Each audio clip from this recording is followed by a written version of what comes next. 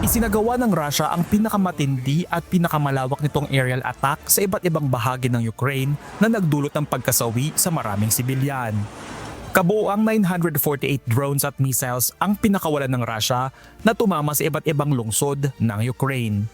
Simula pa noong Martes ng umaga, oras sa Ukraine, ay nasa 500 missiles na ang pinatama ng Russia.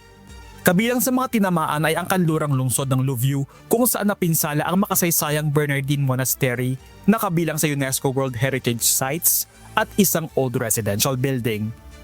Sa Ivano-Frankivsk naman, kabilang ang isang 6 na taong gulang na bata sa mga nasugatan at isang maternity hospital ang lubhang napinsala. Tinamaan din ang syudad ng Ternopil at Vinnytsia. Ayon sa Ukrainian Air Force, bagaman karamihan sa mga drone at missile ay kanilang napabagsak, may ilan na nakalusot at tumama sa mga lugar sa central Ukraine.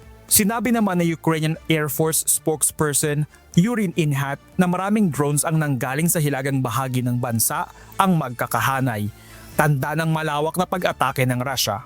Samantala, iginiit ni Ukrainian President Volodymyr Zelensky sa kanyang talumpati na ang lawak ng pag-atake ay isang patunay na walang intensyon ng Russia na tuldukan ang digmaan.